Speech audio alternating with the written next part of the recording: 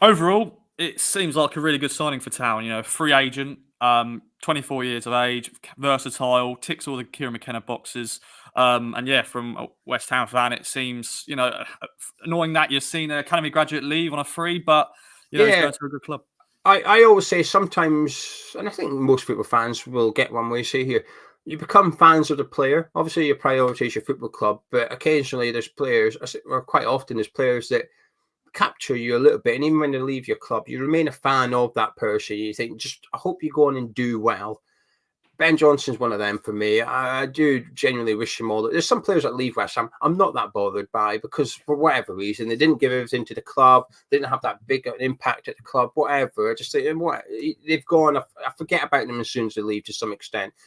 But there's some that you just keep an eye on and you just hope they do well. And Ben Johnson certainly falls into that category for me. That actually, I hope he smashes it with you next season, and I hope the club look back and think maybe we should have just treated him a little bit better, and we would have had that player because we turned down a bid of 3.5-4 million in January for him from Feyenoord over in the Netherlands. So there was a club willing to pay for him in January, and we turned it down.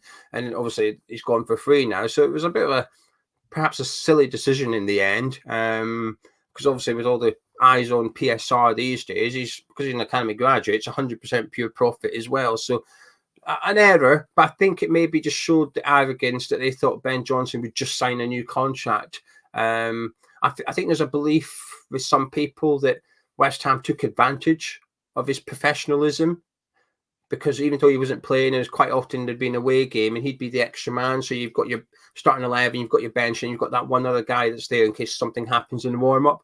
Yeah. Ben Johnson was frequently the other guy.